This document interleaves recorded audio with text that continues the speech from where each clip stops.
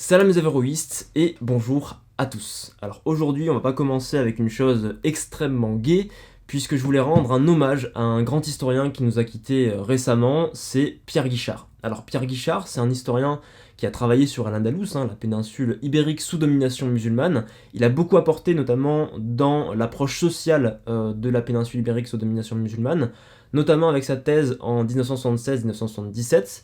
Il a aussi fait une synthèse qui est excellente sur Al-Andalus en 2000, et en plus j'ai appris qu'il avait fait un ouvrage sur la poterie en Afrique du Nord, donc de tradition berbère. Apparemment c'est un excellent ouvrage, il était vraiment passionné par le sujet. Donc voilà, pour moi c'était important de faire cet hommage. C'est vrai que c'est pas très gai de commencer comme ça, mais pour moi c'est important de remercier les historiens qui consacrent quand même pratiquement toute leur vie à faire de la recherche et à la diffuser. Donc voilà, c'était important, et maintenant on peut passer à la vidéo. Alors aujourd'hui on se retrouve encore une fois pour une vidéo dédiée à Al-Andalus pour le troisième et dernier épisode consacré à l'époque des gouverneurs. Aussi cette vidéo va donner lieu à un nouveau contenu supplémentaire où on va parler d'un sujet d'importance mais qui reste encore assez peu connu du grand public, parce qu'il n'y a pas 36 000 sources textuelles ou archéologiques sur la question, mais aussi et surtout parce que pendant longtemps, jusqu'aux années 2000 environ, on n'a pas voulu en faire la publicité pour des raisons politiques ou scientifiques. Bon, trêve de suspense, ce sujet c'est la présence musulmane en France au Moyen-Âge, et ceci en particulier dans le sud-est, dans le Languedoc-Roussillon et en Provence. Et pour que vous puissiez avoir un excellent point de vue sur la question, vous allez bénéficier des connaissances de Catherine Richarté, qui est archéologue à l'INRAP et membre du CIAM et de l'université Lyon 2, et qui nous a fait l'honneur d'intervenir dans ce nouveau contenu. Donc pour ceux que ça intéresse, je vous donnerai un tout petit peu plus d'informations à la fin de cette vidéo, et surtout dans la vidéo d'introduction, qui sortira normalement dans une semaine, mercredi prochain. Alors sinon, vous pouvez d'ores et déjà cliquer sur le premier lien dans la description pour accéder à ce nouveau contenu. Donc pour en revenir à la vidéo du jour, aujourd'hui on va s'intéresser à la période allant de 732, la bataille de Poitiers, à 756, une date marquant l'avènement de l'émirat omeyyade de Cordoue. Pour rappel, la dernière fois on s'était intéressé à la célèbre mais non moins controversée bataille de Poitiers, qui avait vu la défaite et la mort du gouverneur d'Al-Andalus, Abdelrahman al-Rafiki, face à Charles Martel, chef des Francs et alors véritable dirigeant du royaume. Pour autant, cette défaite près de Poitiers ne signifie pas que les forces d'Al-Andalus ne vont plus lancer d'expéditions au-delà des Pyrénées. Alors certes, ils ne mettront plus jamais les pieds à l'ouest, et notamment en Aquitaine, mais par contre, ils vont essayer de stabiliser leur position en Provence. Ainsi, c'est au milieu des années 730, à la suite d'un accord passé entre les musulmans et les pouvoirs locaux en Provence, représentés par le patrice Moronte, que les musulmans vont pouvoir s'installer dans la région. Si cette alliance a été passée, c'est que tout simplement les pouvoirs locaux, et sans doute une partie de la population, préféraient la domination des musulmans, qui, il faut l'avoir à l'esprit, étaient semble-t-il surtout politiques et non véritablement militaires, dans le sens où on n'avait sans doute pas de garnison au sein des villes. Donc les musulmans étaient globalement considérés comme plus respectueux des droits politiques et économiques des villes, par rapport au pouvoir des Francs. Autrement dit, avec les Francs, qui connaissaient un véritable essor et voulaient imposer leur pouvoir, ils auraient eu moins de liberté. Comme on l'a souligné dans l'épisode précédent, encore une fois, il ne faut pas croire que les conflits opposaient nécessairement les chrétiens aux musulmans. En vérité, à cette époque, et pour cette ère géographique, on a plutôt une lutte nord-sud entre d'un côté les Francs et de l'autre l'Aquitaine, la Provence et enfin Al-Andalus. C'est donc suite à cette alliance que les forces d'Al-Andalus ont pu s'installer dans certaines localités en Provence, mais aussi plus en amont, dans la vallée du Rhône, pour protéger le sud de la menace franque. Mais dès 737, Charles Martel décide de reprendre en main la région. Il envoie Childebrand, sans doute son demi-frère, mettre le siège devant Avignon. Certaines sources favorables aux Francs, comme le continuateur de Frédéguer, affirment que l'assaut fut violent, là où d'autres sources, en particulier les sources arabes, expliquent au contraire que la ville aurait été désertée et donc prise sans aucune difficulté. Charles Martel va ensuite continuer son avancée en soumettant Nîmes, Maguelone, Béziers et en mettant le siège devant la ville d'importance pour les musulmans, Narbonne. Devant la menace, le gouverneur d'Al-Andalus de l'époque, Aqba ibn Hajjaj as-Salouli, décide de porter secours aux assiégés. Ainsi, au cours de l'année 737, une armée musulmane arrive près de Narbonne pour prendre les Francs à revers. Seulement, Charles Martel décide d'abandonner le siège et de se diriger vers le sud. C'est à ce moment-là, près du village de Portel et de la rivière de la Berre, que les deux armées se rencontrent, et que Charles Martel remporte la victoire, tuant au passage le chef de l'armée adverse.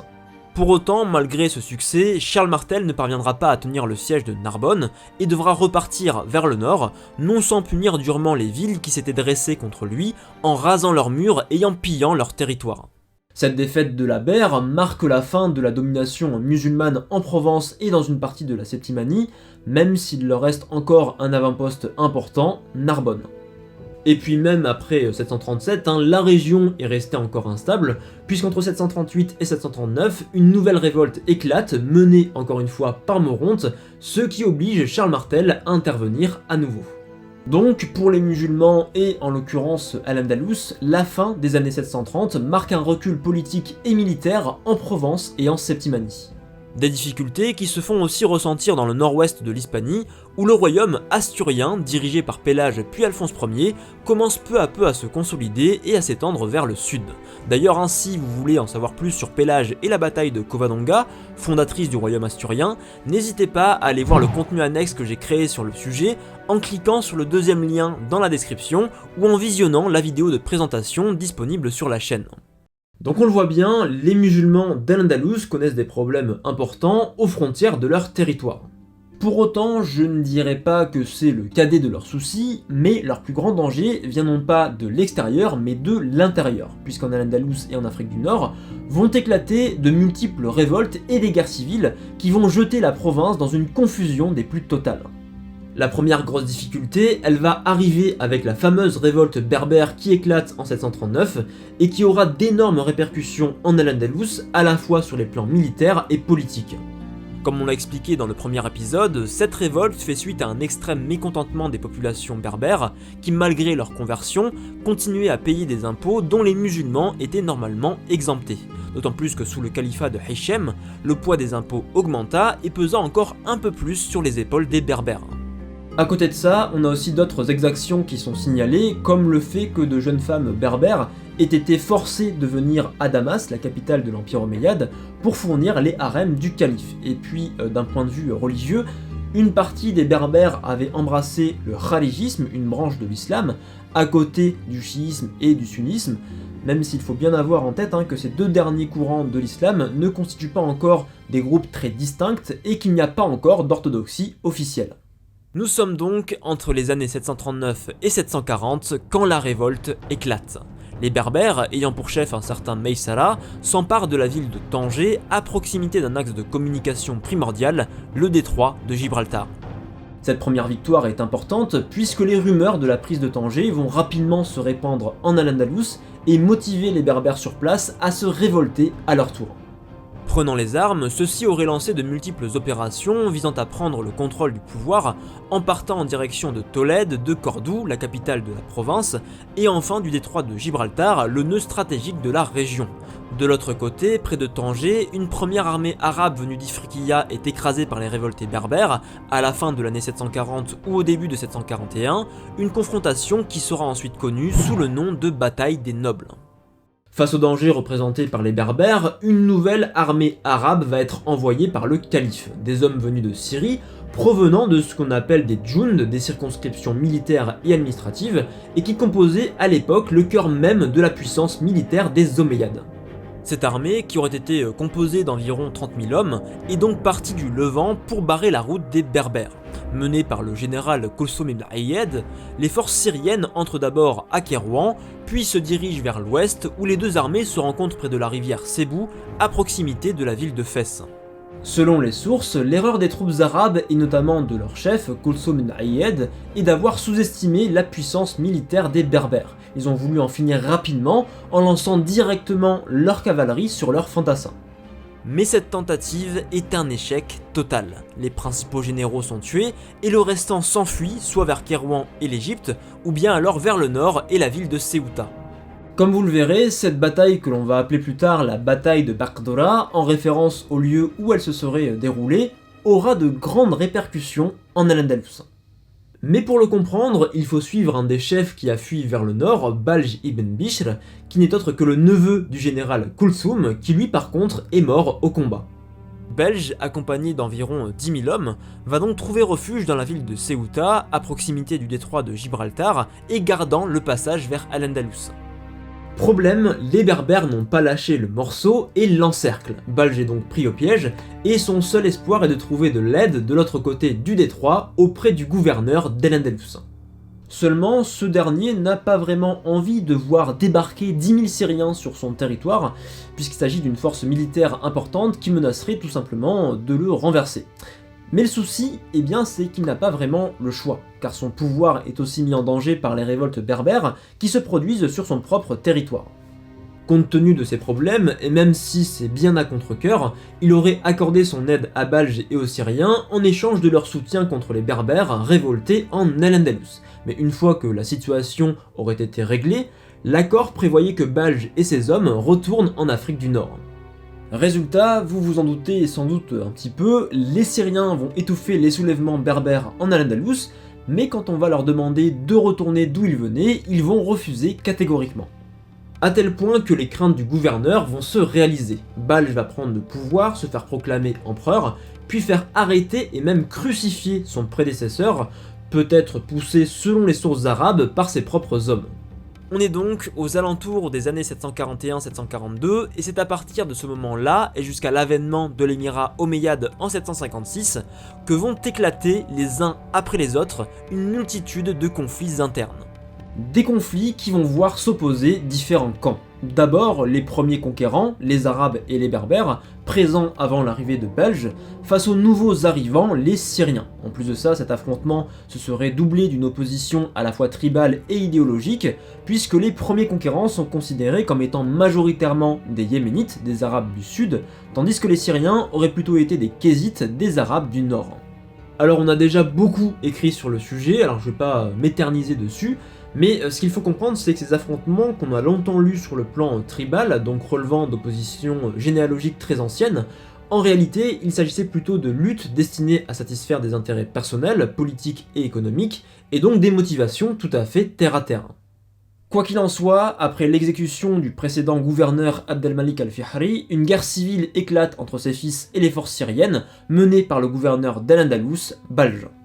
Soutenu par une grande partie des Berbères et par le sous-gouverneur de Narbonne, désirant se venger de leur défaite, les fils d'Abdelmalik vont affronter leurs adversaires. Alors qu'ils étaient réfugiés à Saragosse et Mérida, ils vont marcher en direction de Cordoue. Les deux armées se rencontrent alors à Aqua Portorora en 742, mais ils vont être vaincus. Pour autant, un peu plus tard, en août 742, Balj trouve la mort, peut-être des suites de ses blessures. Il est alors remplacé par Sa'laba ibn Salama, le chef d'un des djouns syriens, en l'occurrence le djoun de Jordanie. Toutefois, malgré la défaite, la résistance des premiers conquérants arabes et berbères se poursuit, et c'est avec beaucoup de difficultés que le nouveau gouverneur va parvenir à triompher. Ces événements catastrophiques, déchirant la province d'Al-Andalus, vont amener le calife omeyyade, Hichem, à nommer un nouveau gouverneur d'Afrique du Nord, qui lui-même va proclamer son cousin, Abu al-Khattar al-Kalbi, en tant que gouverneur d'Al-Andalus. Arrivé sur place en mai 743, la première mission d'Abu al-Khattar, vous l'aurez compris, est de faire cesser les hostilités et d'organiser la province. Donc ces premières mesures vont aller dans ce sens, il va libérer les prisonniers qui avaient été capturés par le précédent gouverneur, il va exiler les chefs syriens, dont Sa'laba, vers l'Afrique du Nord. En plus de ça, il va disséminer en quelque sorte les troupes syriennes en installant chaque djoun dans une province déterminée. Ainsi, le djoun de Damas va s'établir près de Grenade, celui de Homs à Séville, celui de Kinasrin à Jaén, celui d'Égypte près de Becha et de Toulmir, celui de Jordanie à Malaga, et enfin le djoun de Palestine à Sidonia. En fait, il s'agissait de concessions territoriales. Donc le but c'était à la fois de disperser les Syriens et dans le même temps de leur donner des avantages, puisque selon les sources, et notamment le témoignage d'Ibn al-Khatib, il recevait un tiers des armoires des chrétiens. Alors ce terme arabe, parce qu'il faut quand même le traduire, il est un petit peu ambigu, mais les historiens pensent majoritairement qu'il s'agissait des impôts payés par les chrétiens. Donc en fait, ce qu'il faut comprendre, c'est que les Syriens, en recevant ces concessions territoriales, sont devenus eux-mêmes les collecteurs des impôts prélevés sur les chrétiens. En plus de ça, eux-mêmes ne payaient qu'un seul impôt fixe, alors que les autres payaient le ushr, l'équivalent de la dîme. Au passage, ce système n'est pas inédit puisqu'il existait déjà dans le système fiscal byzantin, mais aussi chez les Visigoths où on parlait alors d'autopragia. Alors j'en profite puisqu'on évoque les relations entre musulmans et chrétiens pour vous dresser un petit panorama de la situation des chrétiens en Al-Andalus, en sachant que ce sera très court parce que ce n'est pas le sujet d'aujourd'hui et qu'on en reparlera dans plusieurs vidéos exclusivement dédiées à ces questions. Donc, en Al-Andalus, au 8e siècle, on a grosso modo 3 communautés. Les musulmans, arabes et berbères, les chrétiens et enfin les juifs. Et au sein de la communauté chrétienne, on pourrait distinguer 3 groupes. Les grands seigneurs chrétiens, laïcs et ecclésiastiques, qui ont conservé leur pouvoir grâce à des pactes, le peuple chrétien et enfin les convertis à l'islam, qui se sont multipliés très rapidement et ce dès le 8e siècle. Ce qui va ordonner les relations entre les musulmans et les chrétiens, mais aussi les juifs, c'est ce que l'on appelle le système de la dhimma. Autrement dit, dans l'idéal, parce que ce système n'a pas toujours été appliqué de la même manière, il s'agit d'un contrat mutuel. D'un côté, les chrétiens doivent accepter la loi islamique, ne pas faire de prosélytisme, autrement dit essayer de propager la foi chrétienne, et ils doivent se plier à diverses obligations, en particulier l'impôt, la jizya et le kharaj.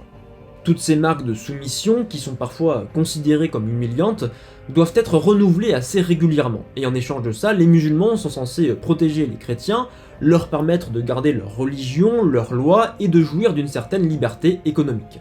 Bien sûr, tout ça, c'est dans l'idéal, et vous verrez dans les prochaines vidéos qui vont arriver, qu'en réalité, c'est beaucoup plus complexe. Pour en revenir au sujet qui nous intéresse, l'aspect fiscal, comme on vient de le voir, les chrétiens représentent une source de richesse non négligeable pour les musulmans grâce à l'impôt. Il y a donc toute une organisation qui se met en place, avec au sommet de la pyramide le pouvoir musulman, au milieu les autorités chrétiennes, anciens seigneurs visigoths et pouvoirs ecclésiastiques, qui vont directement agir auprès de la base, les populations chrétiennes, en procédant à la collecte de l'impôt, mais aussi à leur recension, dans le but de connaître précisément leurs effectifs. Et bien sûr, toutes ces richesses et ces informations sont directement transmises par les autorités chrétiennes au pouvoir musulman. Donc si Abou al-Khattar décide d'installer au moins une partie du djund syrien auprès de populations chrétiennes, notamment dans le cas de Toudmir, ce n'est absolument pas un hasard et c'est une manière de contenter tout le monde en éloignant les Syriens de Cordoue tout en leur octroyant des bénéfices économiques. Néanmoins, malgré ces mesures, Abou al-Khattar va être considéré par les Syriens comme trop favorable aux Yéménites, même si les sources, sans doute, exagèrent un petit peu trop cet aspect de sa politique. Donc les Syriens vont se soulever et vaincre le gouverneur près de Sidonia. Ensuite, en 745, ils vont choisir parmi eux son successeur, un certain Sarouba ibn Salama. Mais en réalité, ce n'est pas lui qui a le pouvoir, mais le chef des Kézites appartenant au djund de Kinasrin, As-Soumail ibn Hatim el-Kilabi. S'ensuit alors une énième crise politique puisque l'un des fidèles de l'ancien gouverneur, Abou al-Khattar, parvient à le délivrer de sa prison à Cordoue et ensemble ils fuient en direction de l'ouest. Profitant d'abord du soutien des Yéménites, Abou al-Khattar s'apprête à livrer bataille contre le nouveau gouverneur, mais As-Soumail, en stratège habile, est parvenu à acheter la trahison des Yéménites et Abou al-Khattar est alors obligé de s'enfuir vers la ville de Becha. Mais en octobre 746, après plus d'un an au pouvoir, Saouba ibn Salama meurt. Al-Andalus va rester pendant quelques mois sans gouverneur, avant qu'As-Soumail choisisse en décembre 746 Youssouf al-Fihri en tant que nouveau gouverneur. Ce dernier, en plus de faire partie des premiers conquérants, appartient, comme son nom l'indique, à une famille qui à cette époque prenait de l'importance, les Fihrites. Puisqu'à cette même période, son cousin Abdelrahman ibn Habib avait pris le pouvoir en Ifriqiya et gouverné Kairouan. Youssouf al-Fihri, même s'il va demeurer au moins une année sous le contrôle d'As-Soumail, est le gouverneur qui va rester le plus longtemps en poste, puisqu'il va gouverner Al-Andalus pendant 10 ans, de 746 à 756. Donc, dans un premier temps, Youssouf al-Fihri va suivre les directives de Soumail en favorisant les Kézites par rapport aux Yéménites. En effet, rapidement, al-Fihri va destituer Yahya ibn Hurays, chef d'un clan yéménite, de sa région de Raya, qui était donc une concession territoriale située dans le sud de la péninsule, à proximité de Malaga. Encore une fois, on se retrouve alors rapidement dans une situation de guerre civile, où les Yéménites vont prendre les armes, tout en étant appuyés par les premiers conquérants, mais aussi par une partie des Syriens, preuve encore une fois qu'ils ne constituaient pas un groupe complètement uni. D'ailleurs, à la tête de cette armée qui se met en branle en direction de Cordoue, on retrouve Abu al-Khattar, l'ancien gouverneur déchu. Malheureusement pour eux, alors que leurs forces campaient sur la rive gauche du Guadalquivir, près de Secunda, les forces de Soumaïl franchissent le fleuve et leur infligent une cuisante défaite. Les conséquences de cet affrontement sont graves, puisqu'Abu al-Khattar et Yahya vont périr sur le champ de bataille.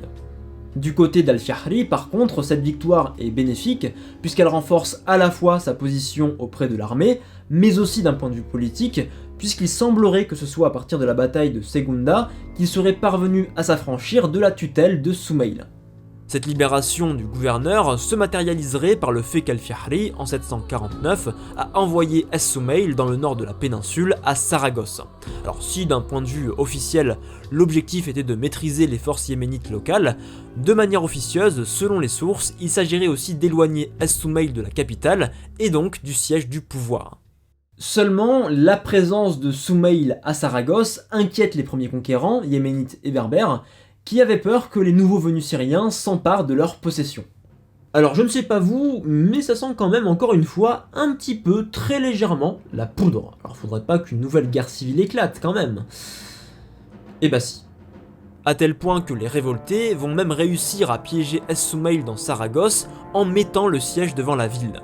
Il va bien sûr essayer de s'en sortir en faisant appel à des hommes restés à l'extérieur, mais sans parvenir à briser un siège qui va durer plus de 7 mois, entre 753 et 754, un temps au cours duquel il va aussi essayer d'obtenir le soutien d'Al-Fihri.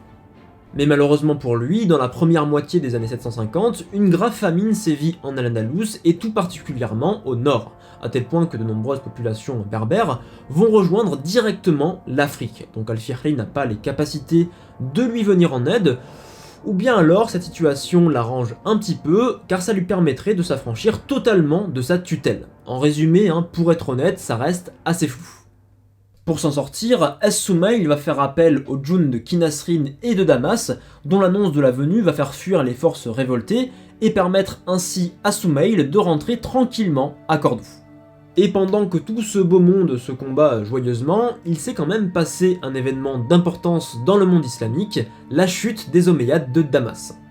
En effet, 4 années plus tôt, au début de l'année 750, le dernier calife omeyyade d'Orient, Marwan II, est vaincu par la nouvelle dynastie régnante, les Abbassides. Le nouveau calife, Abu as-Safa, décide alors d'exterminer les membres de la famille omeyyade. Nombre d'entre eux vont périr, mais certains vont parvenir à s'échapper. Parmi eux, il y a un certain Abdelrahman ibn Muawiyah, petit-fils du calife Hichem, qui va prendre la fuite en direction de l'ouest. Entouré de fidèles, Abdelrahman va d'abord trouver refuge en Égypte, mais la situation sur place n'étant pas très sûre, il va partir pour l'Afrique du Nord pour résider au sein de la tribu berbère née Nafza, d'où était originaire sa propre mère. A partir de là, on ne sait pas vraiment ce que va faire Abdelrahman, puisque pendant 5 années, de 750 à 755, on a tout bonnement perdu sa trace.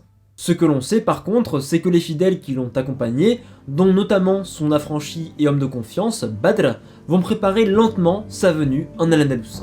Quand il arrive sur place, il va justement rencontrer d'autres alliés de son maître qu'on appelle des clients, en arabe des Mawalis. Alors ces clients, ce sont souvent des non-arabes, mais qui sont très bien arabisés et intégrés au sein de la société, et qui s'associent à un clan en échange de possibles bénéfices dont va jouir ce groupe, qu'ils soient politiques ou économiques. Et en l'occurrence, ces clients étaient intégrés dans les djouns syriens et étaient donc arrivés dans la péninsule en 741, après la défaite face aux Berbères et la fuite de Ceuta. C'est donc dans leur fief, au cœur de la région d'Elvire, qu'en juin 754, Badr va rencontrer 2 généraux des Mawalis omeyyades appartenant au djoun de Damas. A leur tour, ces 2 hommes vont avertir un autre chef, mais cette fois-ci du djoun de Kinasrin, installé dans la région de Khaen. Ensemble, en secret, ils décident de parler à As-Soumaïl pour le convaincre de soutenir leur maître dans son ambition de prendre le pouvoir dans la péninsule. Au début, il aurait été plutôt partant, acceptant la venue d'Abdelrahman et de convaincre Al-Fihri de faire de même, mais en échange, l'Omeyyade devrait épouser la fille d'Al-Fihri. Mais le problème, c'est que Soumaïl, selon les sources, va rapidement changer d'avis. Il commence à comprendre le danger que pourrait représenter Abdelrahman, jouissant à la fois d'une grande aura politique grâce à son appartenance à la dynastie des Omeyyades, mais aussi d'un pouvoir militaire avec le soutien d'une partie des Syriens. Ainsi, les chefs omeyyades vont tenter de convaincre à la fois les Yéménites, les premiers conquérants arabes, les Berbères ainsi que le reste des djouns syriens, autrement dit de Homs, Jordanie et de Palestine. Et leur réponse est positive. Disposant de puissants soutiens, Abdelrahman décide donc en août 755 de franchir le détroit de Gibraltar et de débarquer à Al-Munessar. Une décision qui n'est pas prise au hasard, puisque pendant ce temps, Al-Fihri et As-Soumaïl se trouvent à nouveau dans le nord, à Saragosse, pour mettre fin à cette révolte qu'ils n'avaient pas pu anéantir 2 années auparavant.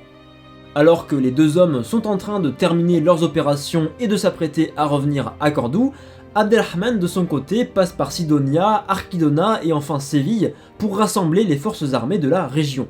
Il a alors le soutien d'à peu près 3000 cavaliers et un nombre inconnu de fantassins.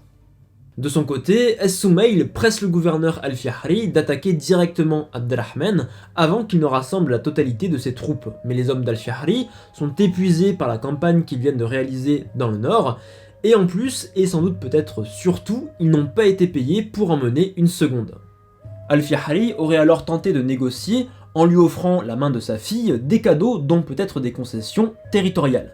Mais Abdelrahman, intransigeant, refuse. Il n'y a donc qu'une seule solution, l'affrontement. Le premier à prendre l'initiative est Al-Fihri. Avec le soutien des djouns de Kinasrin et d'Elvire, il part en direction de Séville. De son côté, Abdelrahman décide de faire route vers Cordoue pour les prendre par surprise. Ainsi, les deux armées avancent simultanément sur les deux rives du Guadalquivir. Quand Al-Fihri et Soumaïl comprennent les intentions de l'Omeyyade, ils donnent l'ordre aux troupes de faire demi-tour sur le champ. Ainsi, les deux armées sont lancées dans une véritable course. Pour Abdelrahman, l'objectif est d'atteindre Cordoue avant son adversaire pour recevoir le soutien de clients alors nombreux dans la ville. Pour autant, ni Abdelrahman ni Al-Fihri parvient à prendre le dessus sur l'autre. Les deux armées décident donc de camper à proximité de la capitale, chacun défendant une rive du fleuve. On serait alors le lundi 11 mai 756 et Abdelrahman attend l'opportunité de traverser le Guadalquivir sans exposer ses hommes qui seraient alors des proies très faciles pour les archers adverses. Cette opportunité, elle se présente 3 jours plus tard, le 14 mai, quand un émissaire envoyé par Al-Fihri demande à l'Omeyyade de négocier un accord. Abdelrahman fait mine d'accepter sa proposition, mais en profite à la tombée de la nuit pour faire traverser à ses hommes le Guadalquivir. Ainsi, le lendemain matin, c'est un Al-Fihri complètement abasourdi qui voit fondre sur son armée les forces omeyyades. Rapidement, la cavalerie adverse enfonce son aile droite, réduit en miettes le centre de son dispositif, tuant au passage une grande partie des chefs. Complètement désorganisée, l'armée d'Al-Fihri est mise en déroute. De son côté, le gouverneur s'enfuit à Tolède, tandis que Soumaïl trouve refuge dans son djoun de Khaen. Maintenant délivré de ses adversaires, Abdelrahman entre à Cordoue et devient par la même occasion gouverneur puis premier émir d'Al-Andalus. Pour autant, Al-Fihri et As-Soumaïl ne vont pas renoncer et vont tenter de renverser par 2 fois Abdelrahman. Ils vont échouer une première fois en 757, donnant lieu à un traité de paix, puis une seconde fois un an plus tard en 758, où là par contre Al-Fihri aurait été tué à proximité de Tolède. Désormais totalement libéré de la menace d'As-Soumaïl et de Fihri, Abdelrahman va pouvoir peu à peu consolider et stabiliser son pouvoir. Il va commencer par écarter les principales factions des hautes charges du pouvoir pour les remplacer par ses proches et par ses clients. Alors l'objectif, bien sûr, c'est de se couper des groupes d'influence qui pourraient faire pression sur sa politique, voire même le renverser, pour s'entourer de ses fidèles, des personnes dont l'avenir dépend quasi exclusivement de ses propres décisions. Ainsi, c'est à partir de 756, 6 ans après leur chute en Orient, que les Omeyyades vont pouvoir renaître de leurs cendres. Abdelrahman Ier connaîtra encore de nombreuses difficultés pour stabiliser son pouvoir, mais c'est grâce à son action et à celle de ses premiers soutiens que l'émirat omeyyade a pu voir le jour. Malgré des phases de grande tension, il continuera de se développer jusqu'en 929, devenant même un califat, avant de décliner au début du XIe siècle et de se morceler en une multitude de pouvoirs indépendants. Mais tout ça, on le verra dans de prochains épisodes. Enfin, c'est aussi dans les années 750, parallèlement à la prise de pouvoir d'Abdelrahman Ier, que les musulmans vont être chassés du territoire des Francs. Car c'est en 759 que leur dernier bastillon, la ville de Narbonne, dans le sud-est de la France actuelle, sera définitivement perdu, livré par la population locale au souverain carolingien de l'époque, Pépin le Bref. Pour être plus précis, les habitants auraient massacré la garnison musulmane et livré la ville aux Francs. Seulement, ce n'est pas parce qu'ils avaient en horreur les musulmans, très loin de là, mais simplement parce que Pépin le Bref leur a fait une promesse, ils conserveraient leurs lois et leurs privilèges politiques et économiques, comme c'était le cas sous la domination musulmane. D'ailleurs, ce n'est pas pour rien que la ville a résisté jusqu'en 759 au pouvoir des Francs. Toutefois, cette date de 759, que l'on présente bien souvent comme la marque du recul définitif du monde islamique dans le sud-est de la France, ne signifie pas pour autant la fin de la présence musulmane, bien au contraire. Parce qu'aujourd'hui, on sait que certains musulmans étaient installés dans le sud-est de la France, ou bien simplement avaient des contacts, qu'ils soient guerriers ou commerciaux, avec cette région. Et si je vous dis ça, eh bien c'est parce que ces dernières décennies, on a fait pas mal de découvertes qui nous ont donné un nouvel éclairage sur la question, et ceci notamment grâce aux travaux de Philippe Sénac. Par exemple, on a retrouvé 42 sceaux en plomb à Ruchino, tout près de Perpignan, qui attestent de la présence musulmane depuis la conquête de la région en 720 et jusqu'à la prise de Narbonne en 759, voire même peut-être jusqu'en 785. On a aussi découvert de sépultures musulmanes, comme à Nîmes où on a retrouvé 3 squelettes enterrés selon les rites islamiques et datant probablement du 8e siècle. Ensuite, de multiples stèles funéraires ont été identifiées, comme à Aiguières en Provence, à Montpellier, à Marseille et même en Corse. Enfin, on sait aujourd'hui que les musulmans possédaient un avant-poste important, le Fraccinet, situé près de Saint-Tropez, au cœur du massif des Morts, et qui devait être directement connecté à Al-Andalus et au califat omeyyade de Cordoue. Un établissement que l'on peut en plus mettre en parallèle avec les restes de 4 épaves découvertes sur le littoral provençal entre Marseille et Cannes. Des navires sur lesquels on a retrouvé 3 squelettes ainsi que de nombreux objets, notamment des céramiques, et que Catherine Richartet connaît extrêmement bien puisque ces épaves se placent au cœur de ses recherches et de sa thèse. Donc si ce sujet vous intéresse, vous pouvez directement cliquer sur le premier lien dans la description pour profiter de ce contenu qui, je vous le rappelle, vous appartient. C'est-à-dire que vous pouvez le voir quand vous en avez envie, dans quelques jours, dans quelques semaines, et pas nécessairement dans les heures qui suivent.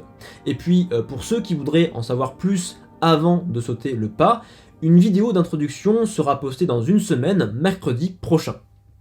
En tout cas, j'espère que cette vidéo vous aura plu. Comme toujours, n'hésitez pas à la partager, à liker, à vous abonner à la chaîne pour ne pas rater les prochaines vidéos qui vont arriver. Aussi, si vous voulez avoir accès à des connaissances supplémentaires sur l'histoire de l'islam, tout simplement être tenu au courant des prochains projets qui vont arriver sur la chaîne, je vous invite à vous inscrire au groupe privé de la chaîne en cliquant sur le 3e lien présent dans la description, et vous recevrez un mail de ma part, alors parfois le mercredi, parfois le samedi matin, quand j'ai quelque chose d'intéressant à vous transmettre tout simplement. Et puis bien sûr, pas de panique, vous pouvez vous désinscrire quand vous le souhaitez, parce que le but ce n'est bien sûr pas de spammer votre boîte mail. Enfin, un grand merci encore et toujours aux tipeurs qui participent financièrement au développement de la chaîne, aux anciens comme aux nouveaux, parce que c'est vrai qu'il y en a quand même qui me suivent, je pense, depuis plus d'1 an, qui me soutiennent sur Tipeee depuis plus d'1 an, depuis que j'ai ouvert le Tipeee finalement, et ça me fait tout simplement très plaisir. Et puis j'en profite pour faire un petit teasing pour la prochaine vidéo, où on va parler des pigeons. Alors oui, ça peut sembler légèrement saugrenu comme idée de parler des pigeons, d'autant qu'il y a très peu d'ouvrages sur le sujet à part celui-ci, mais vous l'aurez compris, on va parler de la poste aérienne, des pigeons voyageurs, et plus globalement ce que l'on appelle la colombophilie, mais bien sûr cette fois-ci dans le monde islamique. Donc sur ce, on se retrouve très bientôt, et jusque là, surtout, portez-vous bien.